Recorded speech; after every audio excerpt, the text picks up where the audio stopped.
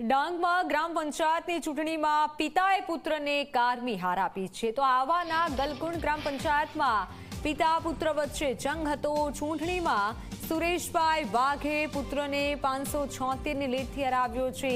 સૌથી ચર્ચાસ્પદ ગલકુંડ ગ્રામ પંચાયતનું પરિણામ જાહેર થયું છે। પિતા પુત્ર વચ્ચે જંગ હતી અને ગામના સરપંચની જે જંગ હતી ચૂંટણીનું પરિણામ જાહેર થઈ ચૂક્યું છે અને આ તરફ પિતાએ પુત્રને કારમી હાર આપી છે અને ત્યારબાદ